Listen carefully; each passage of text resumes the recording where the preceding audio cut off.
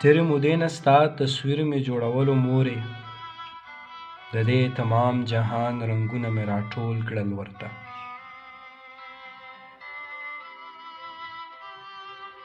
خو سود مې نه کې د دا ټول رنګونه هیڅو راته، ځکه قلم مې راوچت کړو ما ویل ستا یمه دې. ورک ورک کېدم دې تصور کې ما ویل څه ولیکم. سرنګ بدل ستا د للو زار او قربان خلاص کړم، د دې قلم ټکو له زور له کومې راوړم زه. هغه جذبې هغه شدت د مینې چرته به وي. بس یو لار شته دی چې مې بیا غېږ کې اوده کړې مورې، زه به ایله هغه رښتینې جذبې ومومم.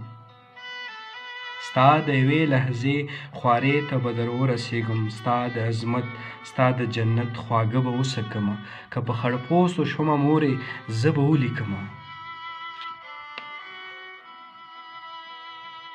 دغه یوې ټپې یوې نغمې لیکلو لره، ستا د عظمت دغه جنت احساس ستایلو لره، ځکه مې بیا د خټو کور جوړ کړو وړوکی شومه.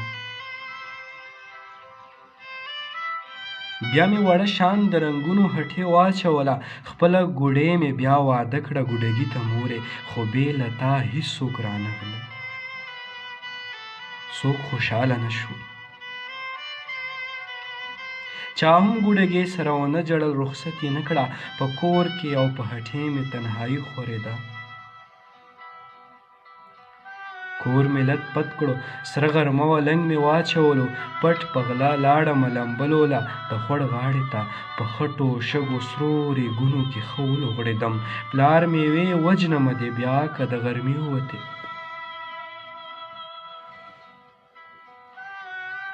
تا په سر ښکل کړم ویل دې لا ماشوم دی خیر دی، خو زه به نه صبرېدمه تلمه به د خوړ غاړې ته، د خارو د بچو ځالې ورانولې به مې. سکول ته به هم تلمه جومات ته به دې هم لېږلم، په جنګ به راغلم د کاکا د لیونۍ لورزنې، تا به ویل خدای دې باچا کړه چې دمه شمه زه.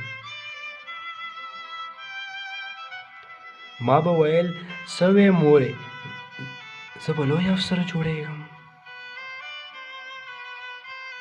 دغې ارمان را باندې کور او کلی پرېښودلو، په پردي ښار شور او لوګو کې اموخته کړمه، څه د احساس سیوري په دغه لمر ژوندی ساتلم، څه ستا په لپو دعاګانو او زارو آباد و.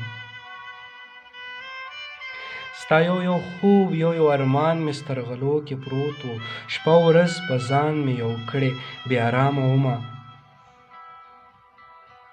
ما وی چې ستا د خوب تعبیر چرته دروغ نه کړمه، ما ویل چې ستا نیازبین ارمان چرته بې ځایه نه شي، د روزګار غم د خېټې غم داسې په مخه کړمه چې روږ و در رانه خطا و په مخه تلمه.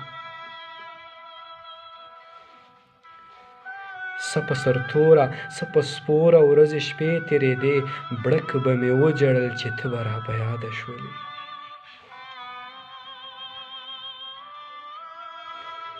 څه په سرتوره څه په سپوره ورځې شپې تېرېدې،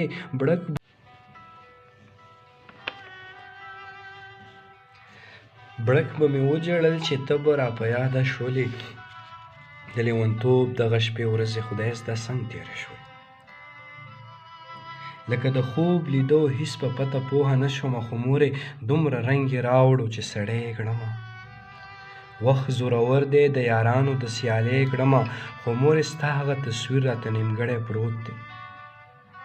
زما د ژوند ستا د ارمان ستا د خوبونو حاصل ما سره دا دی چې زه ستا پور خلاصولی نه شم.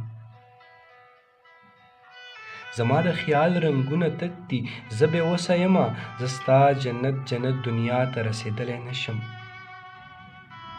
مورې ما معاف کړه ستا بچی یم لوی سړی یمه، خو مورې ما معاف کړه ستا بچی یم لوی سړی یمه، خو زه ستا نامه قدرې لیکلی او ستایلی نه شم، زه ستا نامه قدرې لیکلی او ستایلی نه شم.